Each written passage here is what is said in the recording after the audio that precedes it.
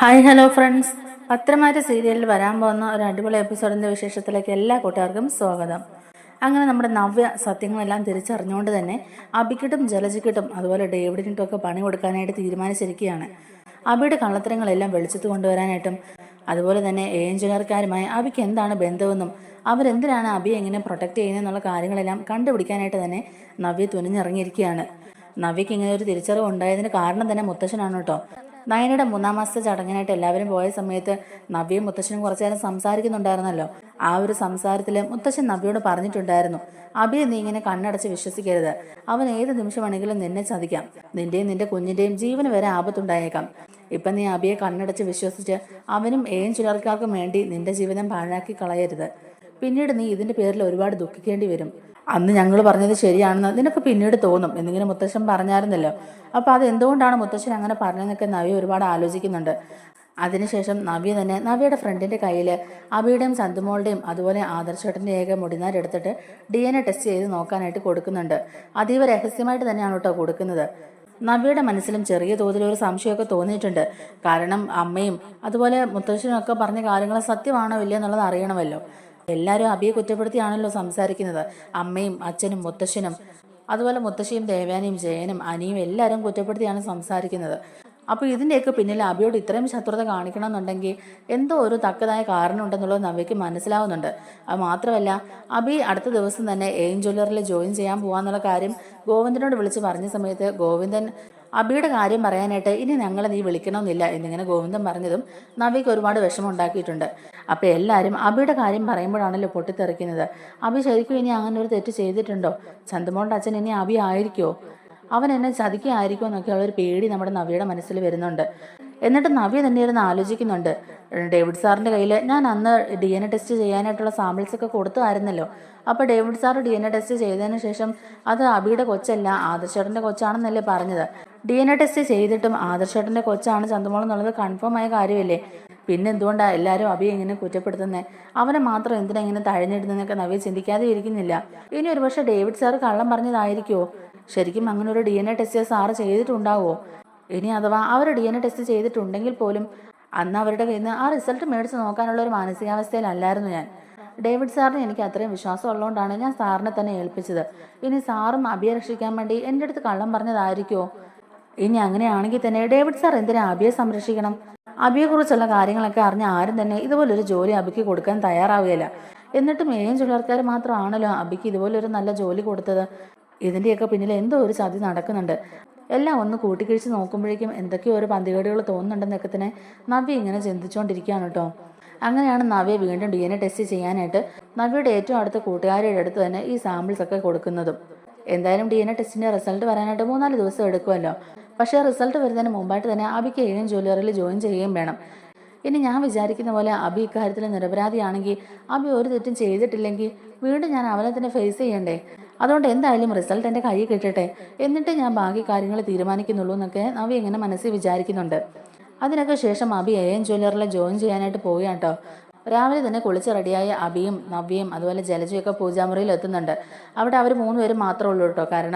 കാരണം അനന്തപുരിയിലെ പയ്യനെ ജ്വല്ലറിക്ക് വേണ്ടി ജോലി ചെയ്യാൻ പോവാന്ന് പറയുമ്പോൾ അതിനെ ആരും അങ്ങനെ സപ്പോർട്ട് ചെയ്യില്ലല്ലോ. അതവർക്ക് ഇഷ്ടമല്ല. അവർ ഈ കുടുംബത്തിൽ നിന്നുകൊണ്ട് അങ്ങനെ ഒരു ജോലി ചെയ്യാൻ പാടില്ല എന്ന് പലതവണ പറഞ്ഞെങ്കിലും അബിയോ നവ്യോ ജലജയോ ഒന്നും തന്നെ അത് കൂട്ടാക്കുന്നില്ലല്ലോ. നവ്യ ഒരു തരത്തിൽ പകരം വീട്ടുന്ന പോലെയാണല്ലോ ഇതൊക്കെ ചെയ്തുകൊണ്ടിരുന്നത്. നവ്യയെ പിന്നാമ്പുറത്ത് നിന്ന് ചൂട് പിടിപ്പിച്ചുകൊണ്ടിരുന്നതും അബിയും ജലജയും കൂടിയിട്ടായിരുന്നു. എന്തായാലും അതിൻ്റെയൊക്കെ അവസാനം നവ്യ സത്യങ്ങളിലേക്ക് തന്നെ തിരിച്ചു വരികയാണ്. അബിയും ജലജയും നവ്യൊക്കെ പൂജാമുറിയിലേക്ക് എത്തുന്നുണ്ടെങ്കിലും ബാക്കി ആരും ആ പരിസരത്തോട്ട് പോലും അടുക്കുന്നില്ല കേട്ടോ. അബി ജ്വല്ലറിയിലേക്ക് പോകുന്നതിൻ്റെ ദേഷ്യത്തിലാണ് ബാക്കി എല്ലാവരും. എന്തായാലും ആരെയും പ്രതീക്ഷിക്കേണ്ട, നമുക്ക് നമ്മൾ മാത്രമേ ഉള്ളൂ എന്നൊക്കെ പറഞ്ഞുകൊണ്ട് തന്നെ ജലജ നവ്യയെ കൊണ്ട് പൂജയൊക്കെ ചെയ്യിക്കുന്നുണ്ട്. അങ്ങനെ പൂജയെല്ലാം കഴിഞ്ഞതിന് ശേഷം ജലജ അബിയോട് പറയുന്നുണ്ട്, നിന്റെ ജീവിതത്തിൽ നിനക്ക് കിട്ടാവുന്ന ഏറ്റവും വലിയ ഭാഗ്യമായത്. ഒരു മാനേജറായിട്ട് നീ അവിടെ ജോയിൻ ചെയ്യാൻ പോകുന്നത്. നീ അവിടെ നല്ല രീതിക്ക് തന്നെ ജോലി ചെയ്യണം. നിന്റെ ഒരു വിളച്ചിലും നീ അവിടെ എടുക്കരുത്. നിന്റെ എല്ലാ കാര്യങ്ങളും അറിഞ്ഞുകൊണ്ടാണ് നിനക്ക് അവിടെ ഒരു ജോലി തരുന്നെന്നുള്ള കാര്യം നീ ഓർത്തോണം. ഇനി നീ ആയിട്ട് ആ ജോലിയും കൂടി ഇല്ലാതാക്കരുത്. ഇപ്പം നവ്യയുടെ റെക്കമെൻഡേഷൻ കൊണ്ടാണെങ്കിലും നിനക്ക് അങ്ങനെ ഒരു ജോലി അവിടെ കിട്ടിയല്ലോ. എന്തായാലും അത് ഭാഗ്യമായി. ഇവിടെയുള്ള ആർക്കും നീ അങ്ങോട്ടേക്ക് പോകുന്നത് അത്ര വലിയ ഇഷ്ടപ്പെട്ടിട്ടൊന്നുമില്ല. എന്നാലും നവ്യയുടെ കെയർ ഓഫിലായതുകൊണ്ടാണ് ആരും അതിനെ എതിർത്തൊന്നും പറയാത്തത്. ഈ ഒരു അവസരം നമ്മൾ മാക്സിമം യൂസ് ചെയ്യണം. അതുകൊണ്ട് നീ മാനമര്യാദയ്ക്ക് അവിടെ പോയി ജോലി ചെയ്യണം. നിന്റെ കയ്യിലിരിപ്പൊന്നും അവിടെ പോയി കാണിച്ചേക്കരുന്ന് പ്രത്യേകം അബിയെ ഉപദേശിക്കുന്നുണ്ട് ജലജ.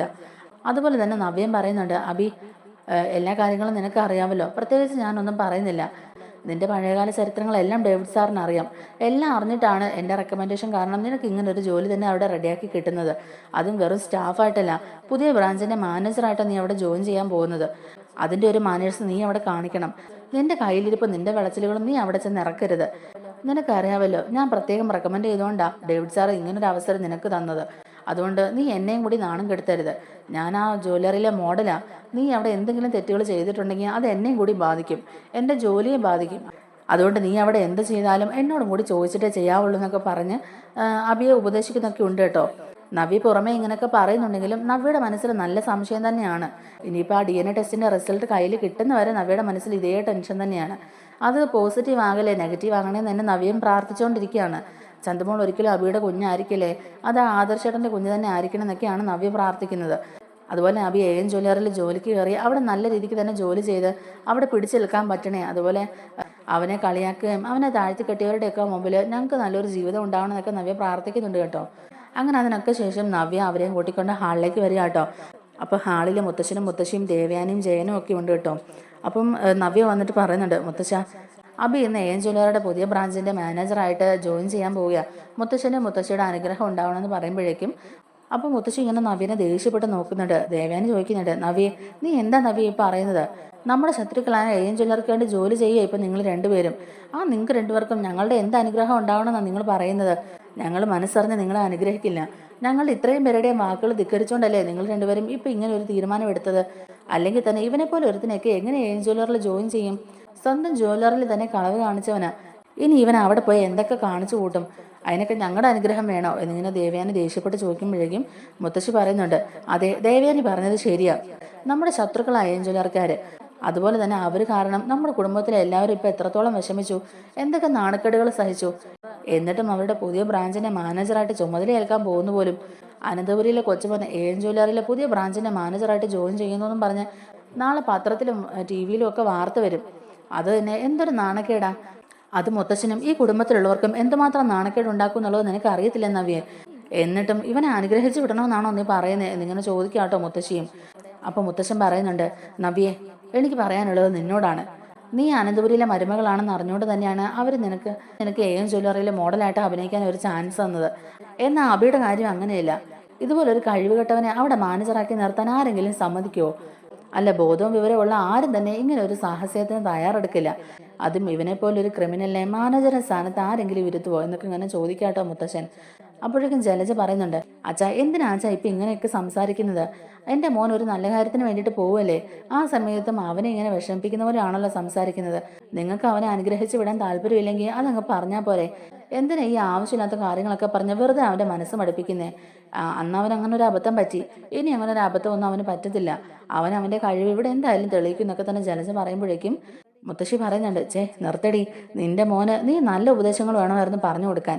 നീ ആയിരിക്കും ഇവനെ ഉന്തിത്തള്ളി അങ്ങോട്ടേക്ക് വിടുന്നത് അല്ലേടി എന്നിങ്ങനെ ചോദിക്കുമ്പോഴേക്കും, ഞാനൊന്നും അല്ല അമ്മേ. ഇത് നവ്യയുടെ റെക്കമെൻഡേഷൻ കാരണമാണ് അബിക്ക് അങ്ങനെ ഒരു ജോലി കിട്ടിയത്. ഇപ്പം പറയത്തക്ക ഒരു ജോലിയോ കൂലിയോ ഒന്നും തന്നെ ഇല്ലല്ലോ അവന്. അങ്ങനെയുള്ളപ്പോൾ AM ജ്വല്ലറിൽ ഒരു ജോലി കിട്ടിയപ്പം അത് പിന്നെ വേണ്ടെന്ന് വെക്കാൻ പറ്റുമോ അമ്മേ? അത് നവ്യയുടെ റെക്കമെൻഡേഷൻ കാരണം കിട്ടിയതാണെന്നും ജലജ പറയുകയാണ്. എല്ലാവരും ഭയങ്കര ദേഷ്യത്തിൽ തന്നെ ഇരിക്കുകയാണ് കേട്ടോ.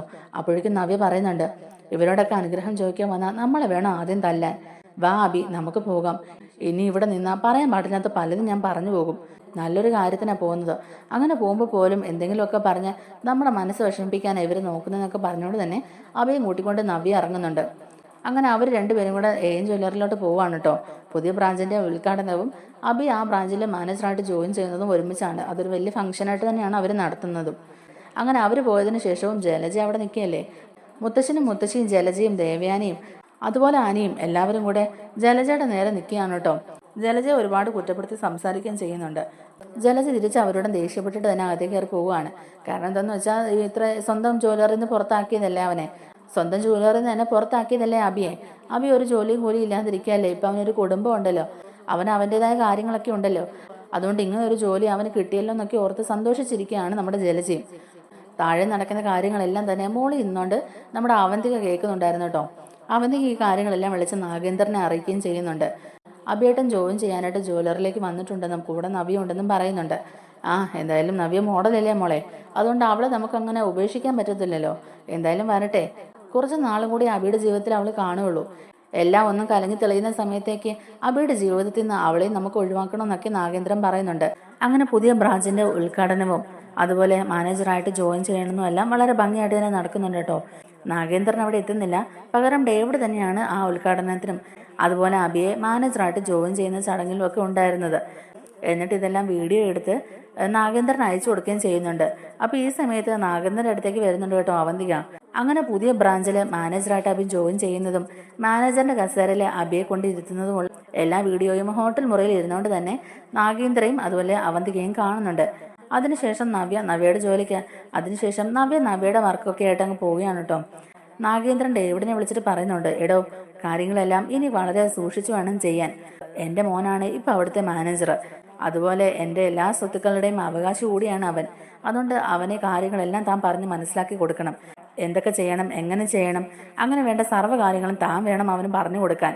അതുപോലെ ഇതുവരെ അവൻ ചെയ്തതൊന്നും താൻ കണക്ക് കൂട്ടണ്ട. അവനെ നല്ലൊരു ബിസിനസ്മാൻ ആക്കണം. എൻ്റെ മോൻ ഇത്രയും നാളും അനന്തപുരിയിൽ കിടന്ന് അനുഭവിച്ച എല്ലാ വേദനകൾക്കും ഒരു പരിഹാരമായിരിക്കണം. അവനെ ഇത്രയും നാളും തള്ളിക്കളഞ്ഞ് ഒരു കഴിവത്തും ഇല്ലാത്തവനാന്നൊക്കെ പറഞ്ഞു നടന്നില്ലേ, അവർക്കൊക്കെ ഇവന്റെ വളർച്ച കണ്ട് അത്ഭുതം തോന്നണം. അതുപോലെ ആയിരിക്കണം കാര്യങ്ങളൊക്കെ മുന്നോട്ട് പോകേണ്ടത്. തൻ്റെ കണ്ണ് എപ്പോഴും അവൻ്റെ മേലിലുണ്ടാവണം. എല്ലാ കാര്യങ്ങളിലും അവനെ താൻ സഹായിക്കണം. ആദ്യം തന്നെ അവനെ ഭാരങ്ങളൊന്നും ഏൽപ്പിക്കാൻ നിൽക്കരുത്. അങ്ങനെ പതിയെ പതിയെ വേണം അവനെ ഓരോ കാര്യങ്ങളും ഏൽപ്പിക്കാനായിട്ട്. അവസാനം എല്ലാത്തിനും പ്രാപ്തിയുള്ളവനാക്കി മാറ്റണം അവനെ. അനന്തമൂർത്തിയുടെ കൊച്ചുമകനായ ആദർശിനെക്കാളും മിടുക്കനാക്കണം എൻ്റെ മോൻ അബിയെ എന്നൊക്കെ പറയുന്നുണ്ട് നാഗേന്ദ്രൻ. അപ്പോൾ ഡേവിഡ് പറയുന്നുണ്ട്, സാറേ അത് പിന്നെ സാറ് പ്രത്യേകം പറയണോ, നമ്മുടെ അഭിമോന്റെ കാര്യമല്ലേ. സാറിന്റെ മോനെന്ന് പറയുമ്പം എനിക്കും അത്രത്തോളം വേണ്ടപ്പെട്ടവരല്ലേ. അതുകൊണ്ട് സാർ അതൊന്നും ഓർത്ത് വിഷമിക്കേണ്ട. അവനെ എല്ലാ കാര്യങ്ങളും ഞാൻ തന്നെ പഠിപ്പിച്ചോളാം. എന്തൊക്കെ ചെയ്യണം, എങ്ങനെ ചെയ്യണം, അതുപോലെ ഓരോ ഡീലിൻ്റെ കാര്യങ്ങളും അതുപോലെ നമുക്കുള്ള ഷെയറുകളും നമ്മുടെ എല്ലാ കാര്യങ്ങളും ഞാൻ അവനെ പറഞ്ഞ് മനസ്സിലാക്കിക്കോളാം. സാറ് പറഞ്ഞ പോലെ തന്നെ ആദർശിനേക്കാളും മിടുക്കനാക്കാം നമുക്കിവനെ എന്നൊക്കെ ഇങ്ങനെ പറയുകയാണ് ഡേവിഡ്. അങ്ങനെ അവർ വലിയ കുഴപ്പമില്ലാതെ അന്നത്തെ ദിവസം അങ്ങ് കടന്നുപോയി കേട്ടോ. തിരിച്ച് വീട്ടിലേക്ക് ചെല്ലുമ്പോഴും നവ്യ ആകെ കൺഫ്യൂഷനിലാണ്. കാരണം DNA ടെസ്റ്റിൻ്റെ റിസൾട്ട് പോസിറ്റീവ് ആകുമോ നെഗറ്റീവ് ആകുമോ എന്നൊക്കെ ഉള്ളൊരു ടെൻഷനാണ്. എന്നാലും നവ്യ ഇങ്ങനെ ആലോചിച്ചുകൊണ്ടിരിക്കുന്നത് കാണുമ്പോഴേക്കും അബി വന്നിട്ട് ചോദിക്കുന്നുണ്ട്, നവ്യെ നീ എന്താ ഇവിടെ ഇരുന്ന് ഇങ്ങനെ ആലോചിച്ചുകൊണ്ടിരിക്കുന്നേ? നീ താഴെ കാണുമെന്ന് ഓർത്തോണ്ടാണ് കയറി വന്നത്. കയറി വന്നപ്പോൾ തന്നെ അവിടെ എല്ലാവരും ഇരിക്കുന്നുണ്ടായിരുന്നു. എല്ലാവരുടെയും മുഖത്ത് നല്ല ദേഷ്യമുണ്ട്. ഞാൻ അതൊന്നും മൈൻഡ് ചെയ്യാതെ നേരെ കയറി ഇങ്ങി പോകുന്നു എന്ന് പറയുകയാണ് കേട്ടോ. എന്നിട്ട് അബിയോട് നവ്യ ചോദിക്കുന്നുണ്ട്, എന്നിട്ട് അവർ നിന്നോട് എന്തെങ്കിലും ചോദിച്ചോ എന്നൊക്കെ. ഇല്ല, എന്നോടൊന്നും ചോദിച്ചില്ല, ഞാനതിനവിടെ നിന്നില്ല, ഞാൻ നേരെ ഇങ്ങനെ കയറി പോകുന്നു എന്ന് തന്നെ പറയുകയാണ് അബി. എന്നിട്ട് നവ്യ ചോദിക്കുന്നുണ്ട്, അല്ല അബി നീ പോയ വിശേഷങ്ങളൊക്കെ പറ, ഇന്നവിടെ മാനേജറായിട്ട് നീ ജോയിൻ ചെയ്തില്ലേ, എങ്ങനെ ഉണ്ടായിരുന്നു ഫസ്റ്റ് ദിവസം എന്നൊക്കെ തന്നെ ചോദിക്കുകയാണ് നവ്യ. അബി പറയുന്നുണ്ട്, നവ്യെ എൻ്റെ ജീവിതത്തിൽ ഇന്നത്തെ ദിവസം ഞാൻ ഒരിക്കലും മറക്കില്ല. ഞാൻ എത്ര ആഗ്രഹിച്ചാണെന്നറിയാവോ അതുപോലെ ഒരു മാനേജർ കസേരയിൽ ഇരിക്കാനായിട്ട്. ആ ഒരു സൗഭാഗ്യം ഇപ്പം എന്നെ തേടി വന്നിരിക്കുന്നത്. അതുപോലെ തന്നെ ഞാൻ പ്രതീക്ഷിച്ചതിലും എന്ത് നല്ല മനുഷ്യനാണ് ഡേവിഡ് സാറ്. സാറിന്ന് എൻ്റെ കൂടെ തന്നെ ഉണ്ടായിരുന്നു. എല്ലാ കാര്യങ്ങളും എനിക്ക് പറഞ്ഞു തന്നു. കമ്പനിയുടെ A to Z കാര്യങ്ങൾ എനിക്ക് പറഞ്ഞു തന്നു. ആരെങ്കിലും ഇതുപോലെ എല്ലാ കാര്യങ്ങളും വെട്ടിത്തുറന്ന് പറഞ്ഞു തരുമോ? അതുപോലെ തന്നെ എല്ലാ കാര്യത്തിലും ഹെൽപ്പ് ചെയ്യുന്ന ആളാണ് ഡേവിഡ് സാർ എന്ന് എനിക്കിപ്പോൾ മനസ്സിലായി. എന്തായാലും അവിടെ തന്നെ എനിക്കൊരു ജോലി കിട്ടിയത് വലിയൊരു ഭാഗ്യമാണ്. നീയാണ് നവ്യെ എനിക്ക് ഇങ്ങനെ ഒരു അവസരം ഉണ്ടാക്കി തന്നത്. അതുകൊണ്ട് നിന്നോട് എനിക്ക് ഏറ്റവും കൂടുതൽ കടപ്പാടെന്നൊക്കെ പറഞ്ഞ് നവ്യനെ സോപ്പിടാൻ നോക്കുന്നുണ്ട് കേട്ടോ. അപ്പോൾ നവ്യ പറയുന്നുണ്ട്, അബി അതൊക്കെ എനിക്കറിയാം, ഞാൻ നിന്നോട് ഒറ്റ കാര്യം ആവശ്യപ്പെടുന്നുള്ളൂ. ഇവിടുത്തെ ജ്വല്ലറിൽ കാണിച്ച പോലുള്ള തിരിമറിയൊന്നും നീ അവിടെ കാണിക്കാൻ നിൽക്കരുത്. നിന്റെ പഴയകാല ചരിത്രങ്ങളൊക്കെ വെച്ച് നോക്കിയാൽ നിനക്ക് ഒരിടത്തും ജോലി കിട്ടത്തില്ല. എന്നിട്ടും ഡേവിഡ് സാറ് എന്നോടുള്ള വിശ്വാസത്തിന് പുറത്താണ് നിനക്ക് ഇങ്ങനെ ഒരു ജോലി തന്നത്. അതുകൊണ്ട് നീ ഇതിന്റെ പേരും പറഞ്ഞ് അവിടെ ഒരു തിരിമറിയും നടത്താൻ നിൽക്കരുത്. നീ കാരണം അവർക്കൊരു തലവേദന ഉണ്ടാകരുത്. അതുപോലെ എൻ്റെ ജോലിയും ബാധിക്കരുതെന്നൊക്കെ പറഞ്ഞ് നവ്യ ഒന്ന് ഉപദേശിക്കുന്നുണ്ട് കേട്ടോ. അപ്പോൾ അബിയും പറയുന്നുണ്ട്, ഇല്ല നവ്യ നിനക്ക് എന്നെ വിശ്വസിക്കാം, നീ ധൈര്യമായിട്ടിരിക്കുക, എൻ്റെ ഭാഗത്തുനിന്ന് ഒരു തെറ്റും ഉണ്ടാവില്ല. എന്തായാലും ഇപ്പോൾ ജോയിൻ ചെയ്തതല്ലേ ഉള്ളൂ. ഇനി അങ്ങോട്ടേക്കും ഇതുപോലെ നിന്റെ സപ്പോർട്ട് ഉണ്ടെങ്കിൽ എല്ലാം നമ്മൾ വിചാരിച്ച പോലെ തന്നെ ഭംഗിയായിട്ട് നടക്കും. നമ്മുടെ മോനെ നമുക്ക് നല്ല നിലയിൽ തന്നെ വളർത്താൻ കഴിയും. അതുപോലെ തന്നെ ജ്വല്ലറിയുടെ ഒരു ഭാഗമായി മാറിക്കൊണ്ട് തന്നെ നമ്മൾ ആഗ്രഹിച്ചതുപോലെ നമുക്കൊരു ജീവിതം നയിക്കാൻ കഴിയുമെന്നൊക്കെ അബി പറയുന്നുണ്ട്. എന്തായാലും അബി ഇങ്ങനെയൊക്കെ പറഞ്ഞ് നവ്യെ സോപ്പിടാനൊക്കെ നോക്കുന്നുണ്ട് കേട്ടോ. ആ സമയത്ത് തന്നെ ജലജ അങ്ങോട്ടേക്ക് വന്നിട്ടും ഈ കാര്യങ്ങളൊക്കെ ചോദിക്കുന്നുണ്ട്. അപ്പോൾ അവിടെ എല്ലാവർക്കും തന്നോട് നല്ല ബഹുമാനമാണെന്നും ഇതുവരെ സ്വന്തം ജ്വല്ലറിയിൽ പോലും ആരും തന്നെ ഇതുപോലെ ബഹുമാനിച്ചിട്ടില്ലെന്നും എല്ലാവരും തരം താഴ്ത്തി കെട്ടുമൊക്കെയാണല്ലോ ചെയ്തുകൊണ്ടിരുന്നത്. ആ സമയത്ത് ഇതുപോലൊരു അനുഭവം ഉണ്ടായത് എനിക്ക് ഒരുപാട് സമാധാനമായെന്നും എൻ്റെ മനസ്സിൽ ഒരുപാട് സന്തോഷമുണ്ടെന്നൊക്കെ പറയുകയാണ് നമ്മുടെ അബി. അപ്പോൾ ജലജ പറയുന്നുണ്ട്, അതെ ഈ അവസരം നീ മാക്സിമം മുതലാക്കണം, എങ്ങനെയും നീ അവിടെ പിടിച്ചു നിൽക്കാൻ നോക്കണം. ഇവിടെയുള്ള ഓരോരുത്തരും നിന്നെ എന്തുമാത്രം പരിഹസിച്ചിട്ടുണ്ടെന്ന് നിനക്കറിയാവല്ലോ അബി. അതുകൊണ്ട് ഈ കിട്ടിയ അവസരം നീ വെറുതെ പാഴാക്കി കളയരുത്. നവ്യയുടെ റെക്കമെൻഡേഷൻ കൊണ്ട് മാത്രമാണ് നിനക്ക് ഇങ്ങനെ ഒരു ജോലി കിട്ടിയത്. നീ ഇവിടെ പിടിച്ചെഴുന്നേ പറ്റുള്ളൂ. എങ്കിൽ മാത്രമേ നമുക്കിവിടെ നിലനിൽപ്പുള്ളൂ. അല്ലെങ്കിൽ നിനക്ക് ഇങ്ങനൊരു ജോലി പോലും കിട്ടില്ലായിരുന്നു. കാലാകാലം ഇവരുടെ ആട്ടുനൂപ്പും കേട്ട് ഇവിടെ ജീവിച്ചു കൂടാനല്ലേ പറ്റുള്ളായിരുന്നു. ഇപ്പം നിനക്ക് നല്ലൊരു ജോലി ആയില്ലേ. ഇനി ഇവർ ഈ വീട്ടിൽ നിന്ന് ഇറങ്ങി പോകാൻ പറഞ്ഞാലും നമുക്ക് എങ്ങോട്ടെങ്കിലും മാറിയാണെങ്കിലും താമസിക്കാമല്ലോ എന്നൊക്കെ തന്നെ ജലജ പറയുന്നുണ്ട്. അപ്പം അഭി പറയുന്നുണ്ട്, അമ്മേ അങ്ങനെ ഒന്നും നമ്മൾ എവിടുന്ന് അങ്ങനെ ഇറക്കി വിടാൻ കഴിയില്ല അവർക്ക്. ഇവിടെ നിന്നോട് തന്നെ ഞാൻ ജ്വല്ലറിയിലേക്ക് ജോലി ചെയ്യാനായിട്ട് പോകുമേ. അമ്മ നോക്കിക്കോ, ഇനിയും കൂടിപ്പോയ 1-2 വർഷത്തിനുള്ളിൽ തന്നെ മൂർത്തിസ് ജ്വല്ലറി എന്ന സാമ്രാജ്യം തന്നെ ഇല്ലാതാകും. പിന്നെ ജ്വല്ലറി ആയിരിക്കും ടോപ്പിൽ. ആ സമയത്ത് മൂർത്തിസ് ജ്വല്ലറിയിലുള്ള എല്ലാവരും ജ്വല്ലറിയുടെ കീഴിലായിരിക്കും. അധികം വൈകാതെ തന്നെ അങ്ങനെയൊക്കെ സംഭവിക്കാനുള്ള സാധ്യതയുണ്ടമ്മേ. അതുകൊണ്ട് അമ്മ അതൊന്നും ഓർത്ത് ഭയപ്പെടണ്ട. എന്തായാലും അനന്തപുരിയിലെ കാരണവരുടെ എല്ലാ പേരും പ്രശസ്തിയൊക്കെ തകിടം മറിഞ്ഞുകൊണ്ടിരിക്കുകയല്ലേ. ഇനി എന്തൊക്കെ സംഭവിക്കും എന്നുള്ളത് നമുക്ക് കണ്ടറിയാം. എന്തായാലും ജ്വല്ലറിക്കാർ വെറുതെ ഇരിക്കുമെന്ന് തോന്നുന്നില്ല. പിന്നെ ഒരു ഉയർത്തെഴുന്നേൽപ്പ് അത് അത്ര പെട്ടെന്നൊന്നും ഉണ്ടായിരിക്കില്ല എന്നൊക്കെ പറയുകയാണ് അബി. അതുകൊണ്ട് അമ്മ അതൊന്നും ഓർത്ത് ടെൻഷൻ ആകണ്ട. എന്തായാലും ഇപ്പം ഈ കിട്ടിയ അവസരം അത് നമുക്ക് ഗുണം ചെയ്യുമെന്നൊക്കെ പറഞ്ഞിട്ട് തന്നെ അബി അവിടുന്ന് പോവുകയും ചെയ്യുന്നുണ്ട്. അബി അതും പറഞ്ഞ് അവിടുന്ന് പോയെങ്കിലും നവ്യയുടെ മനസ്സിൽ ഇത് തന്നെയാണ് കേട്ടോ. നവ്യ ആകെ കൺഫ്യൂഷനിൽ തന്നെ ഇരിക്കുകയാണ്. എപ്പോഴത്തേക്കായിരിക്കും ആ ടെസ്റ്റിൻ്റെ റിസൾട്ട് കിട്ടുന്നതെന്നൊക്കെ ചോദിക്കുമ്പോഴേക്കും ആ ഫ്രണ്ട് പറയുന്നുണ്ട്, അത് കൂടിപ്പോയാൽ 2-3 ദിവസം എടുക്കുമെന്ന് തന്നെ പറയുകയാണ്. എന്തായാലും ഇത്രയും ക്ഷമിച്ചില്ലേ, ഇനി ഒരു 3 ദിവസത്തെ കാര്യമല്ലേ ഉള്ളൂ, നമുക്ക് നോക്കാം എന്നൊക്കെ പറഞ്ഞിട്ട് തന്നെ ആ ഫ്രണ്ട് ഫോൺ കട്ട് ചെയ്യുന്നുണ്ട്. അങ്ങനെ അബി പിറ്റേ ദിവസം ജ്വല്ലറിയിലേക്ക് രാവിലെ തന്നെ പോവുകയും ചെയ്യുന്നുണ്ട്. അബി പോകുന്ന കാണുമ്പോഴേക്കും മുത്തശ്ശനും മുത്തശ്ശിക്കും ദേവയാനിക്കും ജയനും അതുപോലെ അനിക്കും ഒക്കെ നല്ല ദേഷ്യം വരികയാണ് കേട്ടോ. അവരും പറയുന്നുണ്ട്, ഇവനെപ്പോലെ ഒരുത്തിനെയൊക്കെ ആ ജ്വല്ലറിയിലെ മാനേജറായിട്ട് ജോയിൻ ചെയ്തെങ്കിലേ ജ്വല്ലറിക്ക് അത്ര നിലവാരമുള്ളൂ എന്നുള്ളത് മനസ്സിലാക്കിയാൽ മതി. നമ്മുടെ ബിസിനസ്സിനെ മാത്രമല്ല നമ്മുടെ കുടുംബത്തെ കൂടി തകർക്കാൻ വേണ്ടിയിട്ടാണ് ഇവർ ഇതുപോലുള്ള കാര്യങ്ങളൊക്കെ ചെയ്യുന്നതെന്നും പറയുകയാണ്. അബിയെ നവ്യയും അവർ ചാക്കിട്ട് പിടിച്ചത് അതുകൊണ്ടാണ്. അവരാണല്ലോ ഈ കുടുംബത്തിലെ സ്വരച്ചേർച്ചയില്ലാതെ കഴിഞ്ഞു പോകുന്നത്. അവരെ ചാക്കിലെടുത്ത അവർ മുഖേന നമ്മുടെ കുടുംബത്തിലെ കാര്യങ്ങളെല്ലാം അവർക്ക് അറിയാൻ കഴിയും. അതുപോലെ നമ്മുടെ ബിസിനസ്സിന്റെ രഹസ്യങ്ങളും അവർക്ക് മനസ്സിലാക്കാൻ സാധിക്കും. അതുകൊണ്ടാണ് അവർ അങ്ങനെ ഒരു നീക്കമായിട്ട് പോയത്. എന്തായാലും ഇപ്പം അവർ വിചാരിച്ച പോലെ നടന്നില്ലേ. രണ്ടുപേരും ഇപ്പം ജ്വല്ലറിയിലെ ജോലിക്കാരാണ്. ഒരാൾ മോഡലും ഒരാൾ മാനേജറും. എന്തായാലും ഇത് അധിക നാളത്തേക്ക് കാണില്ല. അതിനുശേഷം അവർ തിരിച്ച് ഇങ്ങോട്ടേക്ക് തന്നെയല്ലേ വരേണ്ടത്. അപ്പോൾ നമുക്ക് കാണാമെന്നൊക്കെ പറയുകയാണ് മുത്തശ്ശൻ. എന്തായാലും മുത്തശ്ശൻ്റെ മനസ്സിലും വ്യക്തമായ ഒരു പ്ലാൻ ഉണ്ട് കേട്ടോ. എന്തായാലും അത് മുത്തശ്ശൻ ആരോടും പറയാനൊന്നും നിൽക്കുന്നില്ല. ആദർശ് പൂർവാധികം ശക്തിയോടെ തന്നെ തിരിച്ചു വരുമെന്നും ജ്വല്ലറിയുടെ യഥാർത്ഥ എം ഡി ആരാണെന്ന് അവൻ തന്നെ കണ്ടുപിടിക്കുമെന്നും മുത്തശ്ശൻ പറയുന്നുണ്ട്. കഴിഞ്ഞ ദിവസം സംഭവിച്ച കാര്യങ്ങളൊക്കെ അതിൻ്റെ ഒരു മുന്നോടി മാത്രമാണെന്നും ഇപ്പം അവർ ശരിക്കും ഭയക്കാൻ തുടങ്ങിയിട്ടുണ്ടെന്നും പറയുകയാണ് മുത്തശ്ശൻ. ആദർശ് അവരുടെ പിന്നാലെ തന്നെ ഉണ്ടെന്നുള്ളൊരു ഭയം കൊണ്ടാണല്ലോ അവർ ഇതുപോലുള്ള കള്ളക്കേസിലൊക്കെ ഇവരെ കൊടുക്കാൻ നോക്കിയത്. അപ്പോൾ ഉറപ്പായും ആദർശ് അവരെ കണ്ടുപിടിക്കുക തന്നെ ചെയ്യും. അവരെ നമ്മുടെ കൺമുമ്പിൽ കൊണ്ട് നിർത്തും. എന്തായാലും അവരുടെ ഉദ്ദേശം നമ്മുടെ ബിസിനസ് തകർക്കാന്നുള്ളതല്ല, നമ്മുടെ കുടുംബം കൂടി തകർക്കാന്നുള്ളതാണ്.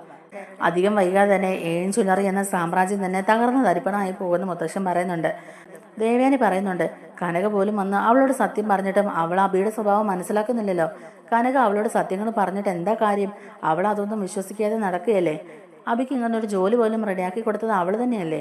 പിന്നെ അവനെ കുറ്റപ്പെടുത്തിയിട്ട് കാര്യമുണ്ടോ വച്ചാ? അവളാണെങ്കിൽ ഇപ്പോഴും ആ ചതിയനെ വിശ്വസിച്ചുകൊണ്ടിരിക്കുക. പിന്നെ അവളോട് പറഞ്ഞിട്ട് എന്താ കാര്യമുള്ളതെന്ന് തന്നെ ചോദിക്കുന്നുണ്ട്. അങ്ങനെ അവൾ അവനെ വിശ്വസിക്കുന്നുണ്ടെങ്കിൽ അധികം വൈകാതെ തന്നെ അവൻ്റെ ശരിക്കുള്ള സ്വഭാവം അവൾ തിരിച്ചറിയും. അതുകൊണ്ട് നീ അതോർത്ത് വിഷമിക്കേണ്ട ദേവയാനി. ഇതൊന്നും അധികം നാൾ നിലനിൽക്കില്ല. ഇതൊന്നും അധികം നാൾ നീണ്ടു പോവില്ല. അതിനുള്ളിൽ തന്നെ കാര്യങ്ങളൊക്കെ വെളിച്ചത്ത് വരുമെന്നും പറയുകയാണ് മുത്തശ്ശി. അങ്ങനെ അവർ ആ കാര്യങ്ങളൊക്കെ സംസാരിച്ചുകൊണ്ടിരിക്കുകയാണ്. ഇതേ സമയത്ത് തന്നെ ആദർശും നയനയും മാളവികയോട് സംസാരിക്കുന്നുണ്ട്. അബി അവിടെ ജോയിൻ ചെയ്തതിന് ശേഷം അവിടെ എന്തൊക്കെയുണ്ട് വിശേഷം എന്നാണ് ചോദിക്കുന്നത്. അപ്പോൾ മാളവിക പറയുന്നുണ്ട്, അബി അവിടെ മാനേജറായിട്ട് ജോയിൻ ചെയ്തതിന് ശേഷം ഡേവിഡ് സാർ എപ്പോഴും അബിയുടെ കൂടെ തന്നെയാണ്. അബിക്ക് വേണ്ട എല്ലാ സഹായവും ചെയ്തു കൊടുക്കുന്നത് ഡേവിഡ് സാറാണ്. അവിടെയുള്ള ഒരു സ്റ്റാഫിനോടും ഡേവിഡ് സാറിന് ഇത്ര അടുപ്പമുള്ളതായിട്ട് എനിക്ക് തോന്നിയിട്ടില്ല. എല്ലാ കാര്യങ്ങളും പറഞ്ഞു കൊടുക്കുന്നതും എല്ലാം ചെയ്തു കൊടുക്കുന്നതും എല്ലാം ഡേവിഡ് സാറാണ്. ചില സമയത്ത് എനിക്ക് തോന്നും അബിയാണോ ആ കമ്പനിയുടെ എം ഡി എന്ന്. അങ്ങനെയാ ഇപ്പം അവിടുത്തെ കാര്യങ്ങളൊക്കെ. എന്തായാലും ഒരു കാര്യം ഉറപ്പാ, അവനോടൊരു പ്രത്യേക കരുതലൊക്കെ കാണിക്കുന്നുണ്ടെന്ന് പറയുകയാണ് മാളവിക. എന്തായാലും ഒരു കാര്യം ഉറപ്പാ, ഇതിന്റെ പിന്നിൽ എന്തോ വലിയ രഹസ്യമുണ്ട്. ഇതുപോലൊരു ക്രിമിനൽ പശ്ചാത്തലം ഉള്ളവനെ അവിടുത്തെ ജ്വല്ലറി എം ഡി ആക്കിയില്ലേ. അത് മാത്രമാണോ? അവനിപ്പോൾ എല്ലാ കാര്യങ്ങളും പറഞ്ഞു കൊടുക്കുകയും അവനൊരു പ്രത്യേക കരുതലും അവനൊരു പ്രത്യേക പൊട്ടൻഷ്യലൊക്കെ കൊടുക്കുന്നുണ്ടെങ്കിൽ അതിന്റെ പിന്നിൽ എന്തോ ഒരു രഹസ്യം ഉണ്ടെന്നുള്ളത് ഉറപ്പാണ്. അത് നമ്മൾ കണ്ടുപിടിക്കുകയും ചെയ്യണം എന്നിങ്ങനെ പറയുകയാണ് കേട്ടോ ആദർശ്. അപ്പം മാളവിക പറയുന്നുണ്ട്, ഞാൻ എന്നെ കൊണ്ട് കഴിയും പോലെ പരമാവധി ശ്രമിക്കുന്നുണ്ട്. ഒരു ഡേവിഡ് സാർ ആണെങ്കിലും ഒരു പരിധി കഴിഞ്ഞാൽ ഒന്നും തന്നെ തുറന്നു പറയുന്നില്ല. ഇപ്പം ഫുൾ ടൈം അബിയുടെ ക്യാബിനായതുകൊണ്ട് ഫോൺ വിളിക്കുന്ന കാര്യങ്ങളോ അല്ലെങ്കിൽ വേറെ ഡീറ്റെയിൽസോ ഒന്നും തന്നെ കിട്ടുന്നുമില്ല എന്ന് പറയുന്നുണ്ട്. എന്തായാലും നമുക്ക് നോക്കാം. നമ്മളെന്തായാലും അവരുടെ അടുത്തെത്തി കഴിഞ്ഞു എന്നൊക്കെ പറയുകയാണ് കേട്ടോ ആദർശ്. പിന്നെ മാളവിക ശ്രദ്ധിക്കണം കേട്ടോ, എന്തും ചെയ്യാൻ മടിയില്ലാത്തവരാ അവര്. അതുകൊണ്ട് ഒരു സംശയം ഉണ്ടാകുന്ന രീതിയിൽ ഒന്നും ചെയ്യരുതെന്ന് തന്നെ മാളവികയോട് പറയുന്നുണ്ട് ആദർശ്. അങ്ങനെ മാളവികയോടും ഈ കാര്യങ്ങളൊക്കെ സംസാരിച്ചിട്ട് ആദർശ് അവിടെ നിന്ന് പോകുന്നുണ്ട്. അതിനുശേഷം നമ്മുടെ അബിയുടെ ക്യാമ്പിലേക്ക് നമ്മുടെ നവ്യ വരികയാണ് കേട്ടോ. അപ്പോൾ നവ്യ അബിയോട് പറയാതെയാണ് കേട്ടോ അങ്ങോട്ടേക്ക് കയറി ചെല്ലുന്നത്. ആ സമയത്ത് അബിയുടെ ക്യാമ്പിൽ ഡേവിഡ് ഇരിപ്പുണ്ടായിരിക്കും. അപ്പോൾ ഡേവിഡ് ഇങ്ങനെ ചന്തുമോളുടെ കാര്യങ്ങളും അനഘയുടെ കാര്യങ്ങളൊക്കെ ഡിസ്കസ് ചെയ്തുകൊണ്ടിരിക്കുകയാണ്. അപ്പോൾ അബി പറയുന്നുണ്ട്, അങ്ങനൊരു വിഷയം ഉള്ളതുകൊണ്ട് എനിക്ക് നവ്യ സോപ്പിട്ട് അവളെ കൂടെ നിർത്തിയേ പറ്റുള്ളൂ, അല്ലെങ്കിൽ അവളെ എൻ്റെ ജീവിതത്തിൽ നിന്ന് ഞാൻ എപ്പോഴേ പറഞ്ഞു വിട്ടേനെ. ഇതിപ്പോൾ എൻ്റെ ജീവിതത്തിൽ നിന്ന് പോകാതെ എന്നെ ചുറ്റിപ്പറ്റി നിൽക്കുക. എനിക്ക് അവളോട് ഒരു താല്പര്യവും ഇല്ല. പിന്നെ എൻ്റെ നിലനിൽപ്പിനെ ബാധിക്കുമല്ലോ എന്ന് ഓർത്തിട്ട് മാത്രമാണ് അവളെയും കുഞ്ഞിനെയും ഞാൻ അവിടെ നിർത്തിയേക്കുന്നതെന്നൊക്കെ അബി ഇങ്ങനെ പറയുകയാണ്. അപ്പോൾ അതെല്ലാം ഡോറിൻ്റെ പിന്നിൽ നിന്നോണ്ട് നമ്മുടെ നവ്യ കേൾക്കുകയാണ് കേട്ടോ. നവ്യക്കത് കേൾക്കുമ്പോൾ ഭയങ്കര സങ്കടമാവുന്നുണ്ട്. അപ്പോൾ ഡേവിഡും പറയുന്നുണ്ട്, അതേ അബി, അത് ഞങ്ങൾക്ക് അറിയാം. പിന്നെ നവ്യനെ നമ്മൾ അത്ര നിസ്സാരക്കാരിയായിട്ട് കാണരുത്. ഇങ്ങനൊരു കാര്യം അവളുടെ അമ്മ അവളെ സൂചിപ്പിച്ചപ്പോൾ അവൾ എൻ്റെ അടുത്താണ് ആദ്യം ഓടി വന്നത്. എന്നിട്ട് DNA ടെസ്റ്റ് ചെയ്ത് നോക്കണമെന്ന് പറഞ്ഞ് ചന്തുമോളുടെയും അബിയുടെയൊക്കെ മുടിനാര് എൻ്റെ കൊണ്ട് തന്നിരുന്നു. അതൊക്കെ ടെസ്റ്റ് ചെയ്തിട്ട് അതിൻ്റെ റിസൾട്ട് നെഗറ്റീവ് ആണെന്ന് ഞാനാണ് അവളോട് പറഞ്ഞത്. പക്ഷെ അത് അബിക്ക് അനഘയിലുണ്ടായ കുഞ്ഞ് തന്നെയാണെന്നുള്ളത് ഞങ്ങൾക്കറിയാം. എന്നാലും നമ്മൾ തമ്മിലുള്ള ഒരു ബന്ധം വെച്ചിട്ട് ഇതൊന്നും ഞാൻ അവളോട് പറഞ്ഞിട്ടില്ല. അത് ആദർശിൻ്റെ കുഞ്ഞാണെന്ന് തന്നെയാണ് ഞാൻ അവളോട് പറഞ്ഞത്. അത് കേട്ട് വിശ്വസിച്ചുകൊണ്ടാണ് അവളൊന്നും അധികം പ്രശ്നങ്ങളൊന്നും ഉണ്ടാക്കാതിരുന്നത്. അല്ലെങ്കിൽ ഒരു പൊട്ടിത്തെറി ഉറപ്പായിരുന്നതെന്നൊക്കെ തന്നെ ഡേവിഡ് പറയുന്നുണ്ട് കേട്ടോ. ആ സമയത്ത് അബി ചോദിക്കുന്നുണ്ട്, അല്ല സാറിന് എങ്ങനെ എൻ്റെ കാര്യങ്ങളൊക്കെ ഇത്ര ക്ലിയർ ആയിട്ട് അറിയാമെന്ന് ചോദിക്കുമ്പോഴേക്കും അതൊക്കെ എനിക്ക് അറിയാമെന്ന് കൂട്ടിക്കോ. തൻ്റെ എല്ലാ ചരിത്രങ്ങളും മനസ്സിലാക്കിയിട്ട് തന്നെ ഞങ്ങൾ ഇവിടെ ജോലിക്ക് എടുത്തത്. അല്ലെങ്കിൽ തന്നെ പോലെ സ്വന്തം ജ്വല്ലറിൽ തന്നെ തിരുമറ നടത്തുന്ന ആളെ ഇങ്ങോട്ടേക്ക് മാനേജറായിട്ട് എടുക്കേണ്ട കാര്യമുണ്ടോ? എല്ലാത്തിനും പിന്നിൽ ഒരു വ്യക്തമായ കാരണമുണ്ടെന്ന് തന്നെ കൂട്ടിക്കോ. എന്തായാലും താനിപ്പോൾ തൽക്കാലം അത് അറിയണ്ട. താനിപ്പോൾ ഇവിടുത്തെ പുതിയ ബ്രാഞ്ചിൻ്റെ മാനേജറാണ്. അതുകൊണ്ട് താൻ തന്നെ ഏൽപ്പിച്ച ജോലികളൊക്കെ നല്ലപോലെ ചെയ്താൽ മതി. ബാക്കി കാര്യങ്ങളൊന്നും ഓർത്ത് താൻ ടെൻഷനാകണ്ട. നവ്യയുടെയും അനഘയുടെയും കാര്യങ്ങളൊക്കെ ഞങ്ങൾ നോക്കിക്കോളാം. അവരെ ഞങ്ങൾ മാനേജ് ചെയ്തോളാം എന്നൊക്കെ പറയാൻ കേട്ടോ ഡേവിഡ്. അപ്പോൾ അനഘയുടെ കാര്യം നിങ്ങളെങ്ങനെ മാനേജ് ചെയ്യുന്നത് എന്നിങ്ങനെ ചോദിക്കുമ്പോഴേക്കും ഡേവിഡ് പറയുന്നുണ്ട്, അവളെ കൊല്ലാനായിട്ട് അന്ന് ഞാൻ കുറച്ച് ഗുണ്ടകളെ അയച്ചിട്ടുണ്ടായിരുന്നു. അവളാണല്ലോ ഇപ്പോൾ തൻ്റെ ജീവിതത്തിൽ ഏക ഭീഷണിയായിട്ടിരിക്കുന്നത്. ചന്തുമോൾ തൻ്റെ കുഞ്ഞാണെന്ന് തെളിയിക്കാനുള്ള ജീവനുള്ള സാക്ഷി അനഘയാണല്ലോ. അവളെ ആ കിടപ്പിലാക്കിയതിൻ്റെ പിന്നിലും താനാണെന്നുള്ളത് ഞങ്ങൾക്കറിയാം. എന്നാൽ ഇനി അങ്ങനെ ഒരു സാക്ഷി വേണ്ടാന്ന് ഓർത്തിട്ടാ അന്ന് ഞാൻ കുറച്ച് ഗുണ്ടകളെ അയച്ചത്. എന്നാൽ അവിടെ ആദർശും നയനയും നന്ദും ഒക്കെ കൂടി ഇടപെട്ട് അവളെ ആ സ്ഥലത്തുനിന്ന് മാറ്റി. അതുകൊണ്ടാണ് അവളുടെ കാര്യത്തിൽ ഒരു തീരുമാനം ഉണ്ടാകാതെ പോയത്. എന്നിട്ട് ആ ഗുണ്ടകളെ നന്ദു അറസ്റ്റ് ചെയ്തു. അവരെൻ്റെ പേര് പറഞ്ഞെന്നും പറഞ്ഞ് എന്നെ അറസ്റ്റ് ചെയ്യാനായിട്ട് നന്ദു ഇവിടെ വന്നു. അപ്പം മുകളിലെ സ്വാധീനമൊക്കെ ഉണ്ടായിരുന്നതുകൊണ്ടാണ് തൽക്കാലം ഞാൻ പിടിച്ചു നിന്നത്. എന്തായാലും നന്ദുവും അത്ര നിസ്സാരക്കാരിയല്ല. അവളും ഞങ്ങളുടെ പിന്നാലെ തന്നെയുണ്ട്. ആദർശിന് വേണ്ട എല്ലാ സഹായങ്ങളും ചെയ്തു കൊടുക്കുന്ന നന്ദു ആണെന്നുള്ളത് ഞങ്ങൾക്കറിയാം. അതുകൊണ്ടാണ് നന്ദുവിനെ ഒന്ന് കൊടുക്കാൻ ഞങ്ങൾ നോക്കിയത്. പക്ഷെ അവളും രക്ഷപ്പെട്ടു പോവുകയാണ്. അത് മാത്രമല്ല, നന്ദു കാരണം ഞങ്ങൾക്ക് നഷ്ടങ്ങൾ ഉണ്ടായിട്ടുണ്ട്. അന്ന് കുറേ കള്ളക്കടത്ത് സ്വർണം വന്നതൊക്കെ നന്ദു അല്ലേ കസ്റ്റഡിയിലെടുത്ത്. അന്ന് കള്ളക്കടത്ത് സ്വർണം വന്നപ്പോൾ നന്ദു ആ വണ്ടി ചേസ് ചെയ്ത് അറസ്റ്റ് ചെയ്തല്ലോ. ആ ഡ്രൈവറെ അവൾ കാരണം ഞങ്ങൾക്ക് കൊല്ലേണ്ടി വന്നത്. എന്ത് ചെയ്യാനാ? ഇതുപോലുള്ള ഓരോ നാശങ്ങൾ വന്നാൽ പിന്നെ എങ്ങനെ ബിസിനസ് ചെയ്യാൻ കഴിയും? എന്തായാലും ഇപ്പോൾ ഒന്ന് പച്ചപിടിച്ച് വരികയായിരുന്നു. എന്തായാലും ഇനി അങ്ങോട്ടേക്കും ഇതുപോലുള്ള പല പല കേസുകളൊക്കെ വരും. അതൊന്നും ഓർത്ത് താൻ ടെൻഷൻ ആകണ്ട. താൻ ഇവിടെ ഇരുന്ന് സ്വസ്ഥമായിട്ട് തന്നെ ലഭിച്ച ജോലി മാത്രം ചെയ്താൽ മതി.